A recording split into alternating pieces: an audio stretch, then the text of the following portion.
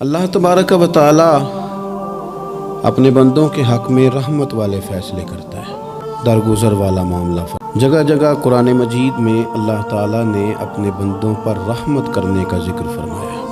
ان اللہ یغفر الذنوب جمیعا، فرمایا بے شک رب تمہارے سارے ہی گناہ معاف فرما دے گا، تم نا امید نہ ہونا، وہ معاف کر دے گا تمہیں۔ قرآن مجید میں فرمایا ان اللہ بالناس لرؤوف الرحیم، بے شک اللہ اپنے بندوں پر بڑا ہی مہربان اور نہایت ہی رحم کرنے والا، رؤوف اور رحیم ہے، بڑا مہربان ہے، کرم فرماتا ہے۔ اللہ تعالیٰ اپنے بندوں سے بڑا جلد راضی ہو جاتا ہے، وہ اپنے بندوں کو بہت زیادہ مشقت میں نہیں ڈالتا، وہ اپنے بندوں سے اپنی نعمتوں کا بدلہ نہیں چاہتا، بہت سخت مشقت والی عبادتیں نعمتوں کے بدلے نہیں چاہتا، وہ بڑی جلدی رحم فرماتا ہے۔ ماں پیار کرتی ہے اپنے بچے سے، لیکن وہ ناراض بھی ہو جاتی ہے بعض چیزوں میں، بعض معاملات اس کا دل بھی دکھاتے ہیں، بعض جگہ وہ رو کے یہ بھی کہتی ہے کہ تو نے میری محبت کا کوئی نتیجہ نہیں مجھے دیا، میری ساری کمائی تو نے ضائع کر دی۔ والد بہت ساری جگہوں پہ ناراض ہوتا ہے، شکوہ کرتا ہے، کہتا ہے میری بیماریوں کی، پریشانیوں کی، بڑھاپے کی، کمزوریاں کا سبب بیٹے تو ہی بن گیا، یہ ساری تکلیفیں تو ٹھیک ہو جائیں تو میری شاید عمر بھی بڑھ جائے، صحت بھی ٹھیک ہو جائے، میں زیادہ دیر جوان رہ سکوں۔ ناراض ہوتے ہیں ماں باپ، اسی طرح ماں باپ راضی بھی ہو جاتے ہیں، وہ بڑی جلدی راضی ہو جاتے ہیں۔ میں اکثر کہتا ہوں کہ والد کو راضی کرنے میں 5-7 منٹ لگ جاتے ہیں، اماں تو 1.5-2 منٹ میں راضی ہو جاتی ہے، ابا جی کو 5-7 منٹ لگتے ہیں، کئی دفعہ کہنا پڑتا ہے، کوئی دلائل دینے پڑتے ہیں، لیکن والدہ کے لیے تو کچھ بھی نہیں، آپ نیرا جا کے پیروں میں بیٹھ ہی جائیں، کچھ بھی نہ کریں، آپ پورا روئیں نہ، رونے والا منہ ہی بن جائے تو اماں تو نرم ہی نرم ہے، جس وقت جو مرضی آپ کرا لیں ہو گیا۔ اللہ تبارک و تعالی بلا مثال و بلا تشبیہ سمجھانے کے لیے عرض کرتا ہوں، اللہ بھی بعض معاملات میں اپنے بندوں سے ناراض ہو جاتا ہے، وہ کہتا ہے میں تکبر کرنے والوں کو پسند نہیں کرتا، وہ کہتا ہے فسادی پسند نہیں ہے، وہ فرماتا ہے کہ راہوں میں کجی کرنے والے پسند نہیں ہیں، وہ فرماتا ہے کہ بدعہدیاں کرو گے تو میں صبح قیامت تم سے سوالات کروں گا۔ اللہ تبارک و تعالیٰ بہت ساری چیزوں کو ناپسند کرتا ہے، ناراض ہو جاتا ہے، بلکہ نبی پاک صلی اللہ تعالیٰ علیہ وسلم نے فرمایا تم بات کرتے کرتے کوئی ایسا جملہ بول دیتے ہو کہ رب اتنا ناراض ہوتا ہے کہ تمہیں پتہ بھی نہیں ہوتا، تمہارے لیے جہنم کا فیصلہ کر دیتا ہے۔ اس لیے پہلے تولو پھر بولو، خود اپنے لفظوں کی تو تم پہرے داری کرو نا کہ میں کیا کہہ رہا ہوں، کوئی ایسا جملہ، کوئی ایسی بات وارث شاہ مان کری نہ وارثاں دا، کوئی ایسی بات نہ تمہاری زبان سے نکلے۔ اور حضور یہ بھی فرماتے ہیں کہ اس کا دوسرا پہلو بھی ہے، بعض اوقات تم بات کرتے ایسا جملہ کہتے ہو وہ اتنا راضی ہوتا ہے کہ تمہارے لیے جنت کا فیصلہ فرما دیتا ہے۔ مسلمان کو اب یہ حکم ہے، اس ساری گفتگو کا نتیجہ یہ ہے کہ وہ اپنے جذبات پر، خیالات پر، نگاہوں پر، زبان پر، کانوں پر تھوڑی توجہ دے، بے لگام نہ بنے، بے ترتیب نہ بنے، جو طبیعت میں آئے کر نہ گزرے، تھوڑا سا نہ سوچے سمجھے اور تھوڑا سنبھل کے چلے، کبھی ان کاموں کی طرف نہ جائے جن سے رب ناراض ہو جاتا ہے، ان کاموں کی طرف بڑھے جن سے اللہ راضی ہوتا ہے۔ میرے نبی پاک صلی اللہ تعالیٰ علیہ وآلہ وسلم نے ارشاد فرمایا، بعض احادیث میں لفظ یہ ہیں کہ اللہ اپنے بندوں کو دیکھ کے مسکراتا ہے جو اس کی شان کے لائق ہے۔ جس ترتیب سے ہم مسکراتے ہیں، جس ترتیب سے ہم روتے ہیں، جس ترتیب سے ہم کسی بات کا اظہار تشکر کرتے ہیں، خدا ان باتوں سے پاک ہے۔ اب بہت ساری حدیثوں میں آیا کہ وہ مسکراتا ہے، تو کیا مطلب ہے مسکرانے کا؟ تو علماء تفسیر نے لکھا ہے مسکرانے کا مطلب یہ ہے کہ وہ بڑا ہی راضی ہوتا ہے اپنے بندے سے، بڑا راضی ہوتا ہے، یہ مطلب ہے۔ ایک تو مسکرانے کا مطلب یہ کہ وہ بڑا راضی ہو گیا، وہ مسکرا دیا اپنے بندے پہ، اور ایک اس کا معنی خود نبی پاک صلی اللہ تعالیٰ علیہ وسلم نے بیان فرمایا۔ مسند امام احمد بن حنبل میں حدیث ہے، حضور سید عالم علیہ السلام سے صحابہ نے پوچھا یا رسول اللہ شہید تو بڑے لوگ ہوتے ہیں، شہیدوں میں افضل کون ہے؟ تو اللہ کے حبیب علیہ السلام فرمانے لگے وہ والا بندہ جو ڈٹ گیا تھا کافروں کے مقابلے میں، وہ ہلا نہیں، پوری طرح ڈٹ کے جو لڑا وہ شہداء میں افضل ہے۔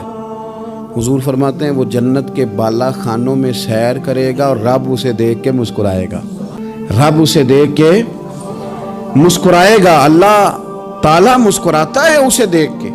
اور اگلے جملے میں حضور نے وضاحت کر دی، فرمایا جب رب دنیا میں کسی پر مسکراتا ہے نا تو اس کا معنی یہ ہے کہ قیامت میں پھر اللہ اس سے حساب کوئی نہیں لے گا۔ جس پر اللہ دنیا میں مسکرا دیا اس سے کوئی حساب، تو وہ کام ڈھونڈنے چاہیے نا جس سے اللہ مسکرائے۔ ویسے کبھی ہم ایسا کرتے ہیں کہ نہیں کہ کسی کو راضی کیا جائے؟ یہ کام ہم کرتے ہیں کہ ہماری کمپنی کا جو سربراہ ہے وہ ہم سے راضی رہے، جس ادارے میں ہم پڑھاتے ہیں اس ادارے کا بڑا ہم سے راضی رہے۔ یہ کرتے ہیں ہم، اس کے لیے کچھ نہ کچھ ہیلے بہانے ہم کرتے ہیں۔ برادری، قبیلہ، علاقہ، بستی، لوگ کسی طریقے سے ہمارے ساتھ مطمئن رہیں، کرتے ہیں نا یہ سارے کام۔ اس میں تھوڑی مشکل بھی ہمیں آتی ہے لیکن کرتے ہیں، کیا کریں۔ گھر میں بھی کئی دفعہ ایسا ماحول بنانا پڑتا ہے۔ چلیں ایک اور میٹھی مثال دیتے ہیں، زیادہ سمجھ میں آئے گی۔ چھوٹا بچہ خوش رہے، آپ اس کے لیے محنت نہیں کرتے؟ وہ چھوٹا ہے، اس کو خوش کرنا فرض ہے ابا پہ، لیکن وہ کہتا ہے کہ میں نے موٹر سائیکل لینا ہے۔ چھوٹا ہے، چلا ہی نہیں پائے گا، تو ابا پھر اسے راضی کرتا ہے، کہتا ہے بیٹے چھوٹا سائیکل لے لے، چل میں تجھے اڑانے والا جہاز لے دیتا ہوں۔ مقصود کیا ہے کہ اس کو ناراض نہیں کرنا، یہ روئے نہ، اس کا دل نہ ٹوٹے۔ ہو یارو سنو نا میں کیا کہہ رہا ہوں، اگر چھوٹے بچے کے لیے وہ چیزیں ڈھونڈتے ہو، میرے ابا جی نا اپنے نواسے کے لیے کھلونا لے کے آئے تو بچہ بڑا ہی کھیلا، تو ابا جی کہنے لگے لو پیسے پورے ہو گئے میرے۔ بچے کو پسند بڑا ہے نا، پیسے پورے کر چھڑے نے، دیکھو نا جی کتنا اس کو راضی ہوا ہے۔ تو انسان کیا کرتا ہے کہ کوشش کرتا ہے، چھوٹا بچہ بھی ناراض نہ ہو تو وہ چیزیں وہ ڈھونڈتا ہے کہ اس کو کیا پسند ہے، چاکلیٹ لے جاؤں، فلاں چیز لے جاؤں، آئس کریم لے جاؤں۔ تو ایک بچے کے لیے، گھر کے لیے، سربراہ کے لیے اتنی محنت کرتے ہو، تو وہ کام بھی ہمیں ڈھونڈ کے تلاش کرنے چاہیے نا جس سے رب راضی ہوتا ہے، اللہ راضی ہوتا ہے۔ بتاؤں وہ کون کون سے کام ہیں؟ نبی کریم صلی اللہ تعالیٰ علیہ وسلم نے ارشاد فرمایا 3 لوگ ہیں جنہیں دیکھ کے رب مسکراتا ہے۔ یا رسول اللہ صلی اللہ علیہ وسلم وہ کون کون سے؟ تو محبوب فرمانے لگے ایک وہ بندہ ساری مخلوق سوئی ہے، آدھی رات ہے، رات کا پچھلا پہر ہے، اس نے اٹھ کے وضو کر لیا، مصلی پہ کھڑا ہو گیا خدا کی یاد میں، فرمایا اسے دیکھ کے رب مسکراتا ہے جو اس کی شان کے لائق ہے۔ مسکراتا ہے اللہ۔ یہ تو سونے کا ٹائم تھا، یہ تو گہری نیند آنے کا وقت تھا، رات کا پچھلا پہر۔ رات پوے تے بے درداں نو نیند پیاری آوے، تے درد منداں نو یاد سجن دی ستیاں وی آن جگاوے۔ اور ساون کی کالی راتوں میں جب بوندا باندی ہوتی ہے، وہ راتوں کو اٹھ اٹھ روتے ہیں جب خلقت ساری سوتی ہے، اللہ مسکراتا ہے۔ اور سننا میرے بھائی، میرے نبی پاک صلی اللہ تعالیٰ علیہ وسلم فرماتے ہیں جب مسلمان نماز کے لیے صفیں بناتے ہیں نا، ترتیب لگ رہی ہوتی ہے، اب اللہ کی بارگاہ میں کھڑے ہوں گے، قیام کریں گے، رکوع کریں گے، سجود کریں گے، فرمایا جب مومن صفیں بناتے ہیں تو رب دیکھ کے مسکراتا ہے، مسکراتا ہے۔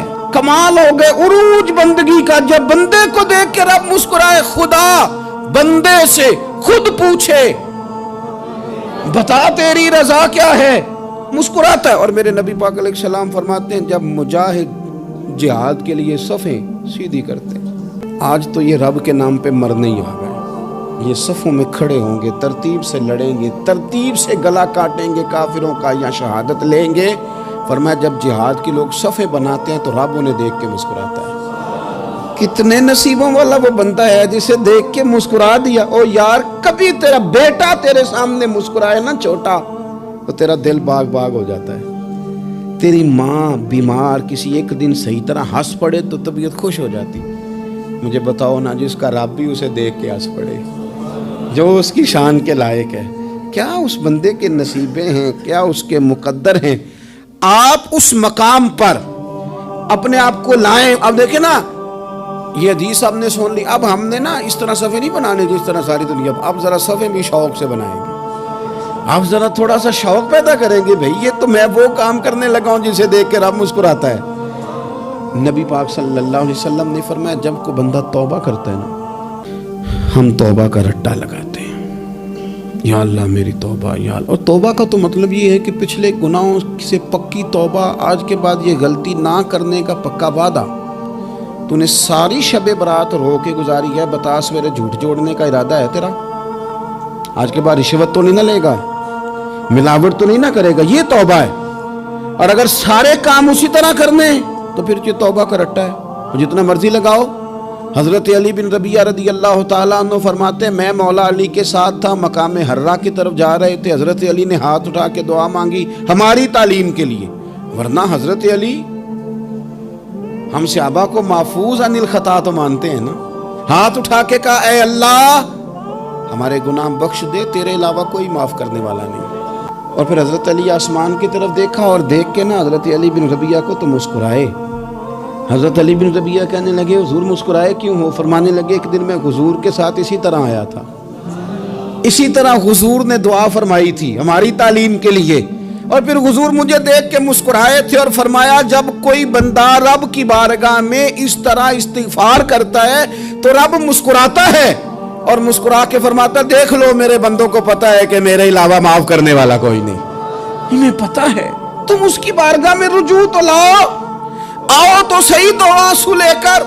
اقبال کہتے ہیں کہ موتی سمجھ کے شان کریمی نے چن لیا، قطرے دو گرے میرے ار کے انفال کے، دو میں نے آنسو بہائے تھے تو اس کے کرم نے تو موتی سمجھ کے چن لیے۔ سنو نا حضور اس استغفار کو اللہ کو یار رات کو توبہ کر کے سونا چاہیے ہمیں۔ کچھ غلطیاں ہم کرنا نہیں چاہتے پر ہم سے ہو جاتی ہیں، کچھ دل ہم توڑنا نہیں چاہتے پر وہ ٹوٹ جاتے ہیں، ہماری مجبوری ہوتی ہے ٹوٹ جاتے ہیں۔ رات کو اس کی بارگاہ میں ہاتھ باندھ کے کشکول طلب دراز کر کے خوب استغفار پڑھنا چاہیے کہ مالک بندے ہیں نا کیا کریں، نفس کا ساتھ ہے، دنیا کا ساتھ ہے، خواہشات نفسانیہ، مالک معاف کر دے۔ درد سے توبہ، رسم نہ ہو، کہانی نہ ہو، لفظ نہ ہو، جملے نہ ہو، اور جناب ایسے لوگوں کے بیچ بڑے ہاتھ باندھ کے اور بڑا کوئی ضرورت نہیں، آپ اکیلے اپنی چارپائی پہ بستر کے اندر منہ دے کے بھی درد سے کہیں گے نا معاف کر دے تو وہ تو مہربانی بڑا ہے۔ میرے نبی پاک صلی اللہ علیہ وسلم مثال دیتے ہیں، فرمایا ایک آدمی صحرا میں جا رہا ہے، صحابہ سے حضور خطاب کر رہے ہیں، فرمایا ایک آدمی صحرا میں جا رہا تھا، اس نے اپنی اونٹنی پہ کھانا پانی پیسے ہر چیز رکھی ہوئی تھی، صحرا تھا بہت بڑا، درمیان صحرا کے گیا تو تھوڑا سا سستانے کے لیے آرام کرنے کے لیے اونٹنی سے نیچے اترا، اب اس نے اونٹنی کی لگام اونٹنی کی نکیل اپنے سرہانے کے نیچے رکھی، ہاتھ کے ساتھ پکڑی اور سو گیا۔ تھوڑی ہی دیر کے بعد جب اس کی آنکھ کھلی تو دیکھا اونٹنی غائب ہے۔ صحرا میں وہ پیدل نہ آگے جا سکتا ہے نہ پیچھے جا سکتا ہے، نہ دائیں نہ بائیں، کھانے کو روٹی نہیں، پینے کو پانی کا قطرہ نہیں، تھوڑا ادھر بھاگا ادھر بھاگا، تھک گیا۔ کریم محبوب فرماتے ہیں وہ پوری طرح نڈھال ہو گیا اور مایوس ہو گیا، معاذ اللہ، مایوس ہو کے دوبارہ اسی جگہ آ کے لیٹ گیا جہاں پہلے لیٹا تھا، انتظار کرنے لگا کہ اب موت ہی آئے گی، آخری وقت ہے، نہ میں پیدل یہ صحرا کراس کر سکتا ہوں، نہ پیچھے جا سکتا ہوں، نہ کھانا ہے نہ پانی ہے، سوائے موت کے کوئی سہارا نہیں۔ حضور فرماتے ہیں وہ رستے میں دوبارہ لیٹ گیا، اچانک اس نے رخ بدلا تو اونٹنی سامنے کھڑی تھی۔ حضور نے صحابہ سے پوچھا بتاؤ نا اسے بھلا کتنی کو خوشی ہوگی؟ یا رسول اللہ جسے نئی زندگی مل گئی ہے۔ آپ دیکھیں نا سارے ڈاکٹروں نے کہہ دیا کہ اس کے تو گردے معدہ جگر ہر چیز ختم ہے، گھر لے جاؤ خدمت کرو، ہر طرف پریشانی ہے۔ وہ بندہ بھی سمجھ گیا ہے کہ آخری وقت آ گیا، کل جاؤں پرسوں جاؤں، تیاری ہو گئی، سب لوگ آ گئے، باہر والے بھی آ گئے، یہ ماحول ایک عجیب رنگ اختیار کر گیا۔ اچانک ایک ڈاکٹر نے آ کے کہا نہیں غلطی لگ گئی تھی۔ مجھے بتائیے انداز کیا ہوتا ہے؟ بغیر دوائی کے بندہ اٹھ کے کھڑا نہیں ہو جاتا، او میں تو بچ گیا ہوں۔ نبی پاک صلی اللہ علیہ وسلم فرمانے لگے اس کی اونٹنی مل گئی، بتاؤ بھلا اسے کتنی خوشی ہوگی؟ یا رسول اللہ وہ تو دوبارہ دنیا میں آ گیا۔ حضور فرمانے لگے اسے کچھ بھی خوشی نہیں ہوئی۔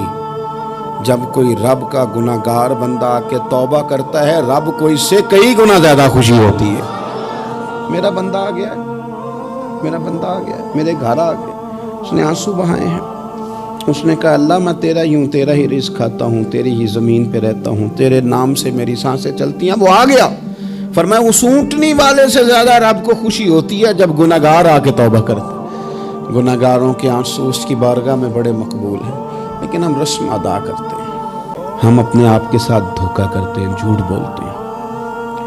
ہم بندہ کوئی ناراض ہو جائے تو ہمیں کو نہیں نیند آتی، اس کے گھر چلے جاتے ہیں۔ ہم اپنے سارے رشتوں کو، تعلقات کو مینٹین کر کے رکھنے کے عادی ہیں۔ ہمیں پتہ ہے کہ وہاں میں نہیں جا سکا تو بیٹا بھیجتا ہوں، فلاں شادی پہ میں نہیں جا سکا تو بھتیجا بھیجتا ہوں، بھائی بھیجتا ہوں۔ ہر تعلق کا ہم نے خیال رکھا کوئی روٹھ نہ جائے۔ لیکن کمال ہے نا، یہ نہیں سوچا کہ اگر رب روٹھ گیا تو جب وہ روٹھ جائے نا تو سارے رشتے بھی بندے کے پاس موجود ہوں تو کوئی کرامت نہیں ہوتی۔ پھر کروڑوں روپیہ جیب میں ہوں تو ڈاکٹروں کی دوائیاں اثر نہیں کرتی۔ وہ روٹھ جائے تو پھر انسان اس طرح سے پھسلتا ہے کہ بڑے بڑے اس کے پاس دروازے ہوتے ہیں پر کسی جگہ اس کا ہاتھ نہیں لگتا۔ خدا را خیال کریں، دنیا روٹھتی ہے تو روٹھ جائے، رب رسول ناراض نہ ہونے پائیں، اس کا خیال کریں۔ حضور فرماتے ہیں مسکراتا ہے، اسے خوشی ہوتی ہے جب کوئی اس کا بندہ اس کی طرف رجوع کرتا ہے۔ میرے عزیزو، رسول پاک صلی اللہ تعالی علیہ وسلم نے ان لوگوں کے تذکرے کیے جنہیں دیکھ کے رب مسکراتا ہے۔ ہم نا گناہگاروں پر بھی فتویٰ دینے میں جلدی کرتے ہیں اور نیکی پر بشارت دینے میں بھی جلدی کرتے ہیں، حالانکہ یہ ہماری ذمہ داری نہیں۔ پتہ نہیں اللہ تعالیٰ کس کو کب توفیق توبہ دے کے اپنے قریب کر لے، لیکن بڑی جلدی ہے، بڑی جلدی فتویٰ دینے میں۔ اور یہ فتویٰ صرف مفتیوں کا نہیں رہ گیا، یہ میری طرح کے، آپ کی طرح کے ڈھیروں لوگ ہیں جنہوں نے جیبوں میں فتوے ڈالے ہوئے۔ بھئی آپ نے کیوں ذمہ داری لے لی ہے جنت میں داخل کرنے کی اور نکالنے کی؟ یہ تو میرے رب کریم کا کرم ہے، وہ جس کو چاہے جب چاہے جتنا چاہے عطا کرے۔ لیکن کچھ لوگ نا بڑے پکے ہو گئے ہیں کہ شاید جو میں سوچ رہا ہوں وہی درست ہے۔ کبھی کبھی کچھ چیزیں عجیب بھی ہوتی ہیں، لہذا خدا کی رحمت پر بھروسہ کر کے بات کرنی چاہیے، اپنی مرضی کے فتوے نہیں داغنے چاہیے۔ وہ دیکھو جی فلانا بندہ یوں کر رہا ہے، آپ کو پتہ ہی نہیں پوری بات کا، آپ کو علم ہی نہیں پوری بات کا۔ حضرت بہاءاللہ نقشبند بخاری رحمت اللہ علیہ فرماتے ہیں میں حج کرنے گیا تو وہاں میں نے ایک آدمی کو کروڑوں کا کاروبار کرتے دیکھا تو میرے دل میں خیال ہے یہاں بھی اللہ اللہ کرنی چاہیے تھی، دنیا داری کر رہا ہے۔ لیکن فرماتے ہیں حج سے فارغ ہوئے تو میں نے دیکھا وہی بندہ سارا کچھ رب کی بارگاہ میں خیرات کر رہا ہے، اور سینکڑوں غریب حاجی ہیں جن کو پورے خرچے دے رہا ہے۔ تو میں نے وہیں اپنی سوچ سے توبہ کی کہ میں کہاں تھا۔ بڑی جلدی کھڑے نہ ہو جائیں۔ حضرت حسن بصری رحمت اللہ تعالیٰ علیہ ارشاد فرماتے ہیں کہ میں دریا کے کنارے گیا تو وہاں میں نے ایک شخص کو دیکھا، وہ اپنی ایک خاتون کی گود میں سر رکھ کے بیٹھا اور قریب ایک بوتل بھی پڑی ہے۔ میرے دل میں معاذ اللہ خیال آیا کہ دیکھو کس انداز میں ایک عورت کے ساتھ یہ ہے اور پاس بوتل بھی پڑی ہے، جانے شراب ہے۔ کہتے میں سوچ ہی رہا تھا کہ اچانک کی کشتی آ رہی تھی دریا میں، وہ ہچکو لے کھائے، کشتی میں 4-5 لوگ تھے، وہ دریا میں ڈوبنے لگے۔ وہ آدمی تیزی سے اٹھا، دریا میں چھلانگ لگائی، پہلے ایک کو نکالا، پھر دوسرا نکالا، پھر تیسرا نکالا، ایک بندہ رہ گیا۔ کہنے لگا حضور مجھے تو آپ نے گناہگار سمجھا ہے، میں تو بڑے غلط انداز میں یہاں بیٹھا ہوں، آپ نے جو سوچا چلیں گے چوتھا بندہ آپ نکالنا ہے، کرے نا یہ کام، کرے نا یہ کام۔ بڑے بھولے بھالے بڑے اللہ والے، ریاض آپ کو بس ہم ہی جانتے ہیں، اتنی جلدی فتویٰ۔ حضرت حسن بصری فرماتے ہیں میں پشیمان ہوا، میں نے کہا مجھے تیرنا نہیں آتا، تو دیر نہ کر چوتھا ڈوب نہ جائے۔ پھر تو اس نے چھلانگ لگائی، چوتھا بھی نکال لایا اور کہنے لگا حضرت آپ نے جلدی کی سوچنے میں، یہ بی بی میری ماں ہے اور یہ سرکے کی بوتل ہے۔ ہم ماں بیٹے کا یہ مشغلہ ہے کہ یہ وہ جگہ ہے جہاں آ کے لوگ مسافر اترتے ہیں، اور یہاں سے کسی کا گھر 100 میل ہے، کسی کا 200 میل ہے۔ ہم صبح سرکہ کھجوریں روٹیاں لے کے یہاں آتے ہیں، مسافروں کی نوکری کرتے ہیں، کوئی پریشان ہو تو مدد کرتے ہیں۔ حضرت خواجہ حسن بصری فرماتے ہیں میں نے معافی مانگی، ان سے بھی مانگی، رب سے بھی مانگی۔ انہوں نے مانگ لی نا بزرگ تھے، پر ہم کو نہیں تیار مانگنے کو۔ ہم ہر وقت بدگمانیاں، وہ فلانے جرم کرتا تھا، میں اسے اب کیسے نیک مان لوں؟ بھئی اب وہ نمازی ہے، خدا کے گھر آتا جاتا ہے، اب اللہ کی بارگاہ میں حاضر ہوتا ہے، جب رب نے معاف کر دیا تو بھی سوچ بدل جا۔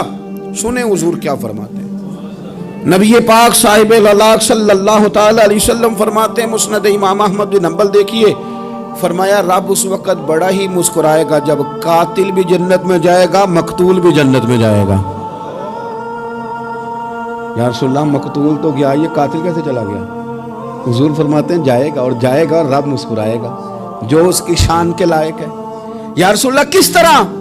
تو نبی پاک صلی اللہ علیہ وسلم فرمانے لگے اس نے ایک مومن کو قتل کیا تھا، وہ شہید ہو کے جنت میں چلا گیا، اب اللہ نے بعد میں اسے توبہ کی توفیق دے دی۔ پہلے اس نے کلمہ پڑھا، پھر یہ میدان میں اترا، کافروں سے لڑا، یہ شہید ہوا، رب نے اسے بھی جنت دے دی۔ قاتل بھی جنت میں، مقتول بھی جنت میں، اور بات اتنی انوکھی ہے کہ رب دیکھ کے مسکرا رہا ہے جو اس کی شان کے لائق ہے۔ ہم جلدی میں ہیں، ہم انتظار نہیں کر رہے کہ شاید توبہ کر جائے، ہم انتظار نہیں کر رہے، لیکن میرے عزیز اتنی جلدی نہ کریں۔ سوچوں کا صاف ہونا، ذہنوں کا پاک ہونا، اور لوگوں کے بارے میں گمان کا اچھا ہونا۔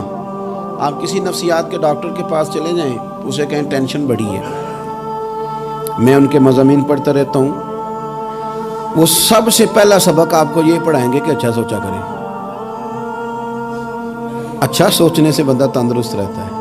کس سے بندہ تندرست رہتا ہے؟ ہیں جی واقعی، یعنی اس والے پڑوسی کے بارے میں بھی اچھا سوچنا ہے، گھر میں اس والے کے بارے میں بھی، چھوٹے بھائی کے بارے میں بھی اچھا سوچنا ہے، اور بڑے کے بارے میں بھی اچھا ہی سوچنا ہے۔ یعنی اپنی برادری قبیلے کے بارے میں بھی اچھا سوچیں، جو قبیلے کا نہیں اس کے بارے میں بھی چلیں تھوڑا سا اچھا سوچ لیں۔ اپنے بارے میں تو اچھا سوچا ہے بڑا، میں کہتا ہوں کہ ہم اپنی غلطیوں سمیت اپنے آپ سے بڑا پیار کرتے ہیں، اور دوسرے کی ایک غلطی نظر آ جائے تو ہمیں گھن آنے لگ جاتی ہے۔ آپ جلدی نہ کریں، مالک نے موقع دیا ہے بندوں کو، نہ وہ کسی کا رزق چھین رہا ہے، نہ سانسیں چھین رہا ہے، وہ اپنی زمین پہ چلنے بھی دے رہا ہے، رہنے بھی دے رہا ہے۔ تو جب اس نے موقع دیا ہے آپ بھی تھوڑا موقع دیں، اللہ بڑا کریم ہے، دروازے کھولے گا، اس کے بندے اس کی بارگاہ تک پہنچیں گے۔ بدگمانیاں اور پھر بدگمانیوں کا عروج، اور اس لیول تک جا کے بات کر دینا ہے کہ جہاں سے خوف آئے کہ یار یہ بات نہیں کرنی چاہیے۔ رسول کائنات سرور دو عالم صلی اللہ تعالی علیہ وسلم فرماتے ہیں کہ اللہ مسکراتا ہے۔ دیکھو ہمارے ہاں نا ایک اور بھی مسئلہ بن گیا ہے، میں نے کچھ لوگوں کو نا پکا، میرے پیارے ہیں، محبت ہے مجھے، تو میں چونکہ آپ میری کلاس ہیں، میں مشاہداتی اور تجرباتی باتیں بھی کر لیتا ہوں، اسی کی روشنی میں کئی دفعہ گفتگو بھی تیار کرتا ہوں۔ کچھ لوگوں نے نا پکا ذہن بنا لیا یہ کہنے کا کہ ہاتھ بڑا تنگ ہے، پکا آپ جس وقت پوچھ لیں ان کا ہاتھ اور بڑا ہی زیادہ تنگ ہے۔ آپ یقین کریں، بہن کا جو خامند ہے وہ کہہ رہا ہے جا حصہ لے کے آ، تیرے بھائیوں کی کمائی تو نہیں تیرے ابا کی ہے، لے کے آ۔ وہ بیچاری اس کی منتیں کر رہی ہے، کہتی ہے اگر جاؤں گی نا تو وہ کہیں گے حصہ لے جا، آج کے بعد ہمارے گھر نہ، میرا دروازہ نہ بند کرو، مہربانی کرو۔ اور بھائی سے بات کرتی ہے تو کہتا ہے ہاتھ ہی بڑا تنگ ہے، جب ٹھیک ہوگا تو دے دوں گا۔ نہ کریں یہ ظلم۔ ہمارے اپنے تڑپتے رہتے ہیں اور ہماری دولتیں اندر پڑی رہتی ہیں، ہمارے اپنے چھوٹی چھوٹی ضروریات کے لیے پریشان ہوتے ہیں، لیکن ہم بڑے بڑے بہانے ہیں ہمارے پاس، کہتے ہیں یہ نکما ہے، یہ نکھٹو ہے، یہ کام نہیں کرتا، اس میں فلانا ہے، بے فلانا ہے، بلے میں نے نہیں ساتھ چلنا۔ اظہار جب آپ کے اندر پیدا ہوتا ہے نا، اظہار جب کسی کے لیے آپ حساس ہوتے ہیں تو آپ کو بھی سرور حاصل ہوتا ہے۔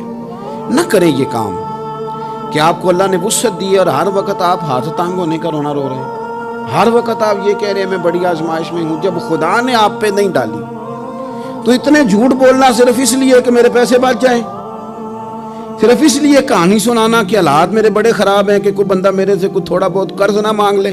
سنو، نبی پاک صلی اللہ علیہ وسلم کے پاس مہمان آ گیا، بخاری مسلم ہے، حضور نے ازواج مطہرات کے گھروں میں پیغام بھیجا کچھ چیز ہے ضیافت کے لیے، یا رسول اللہ کچھ بھی نہیں، یہ دو جہاں کے شاہ ہیں اور پاس کچھ رکھتے نہیں، دو جہاں کی نعمتیں ہیں ان کے خالی ہاتھ میں، یا رسول اللہ کوئی چیز بھی نہیں۔ حضور نے صحابہ کے مجمع پہ نظر ڈالی، یا رسول اللہ صلی اللہ علیہ وسلم حکم ہو، تو حضور فرمانے لگے تم میں سے کوئی بندہ ہے جو اسے گھر لے جائے روٹی کھلائے۔ ایک صحابی اٹھے فوراً، حضور میں لے کے جاتا ہوں کھانا کھلاتا ہوں، فرماتے ہیں میرے گھر میں صرف بچوں کا کھانا تھا،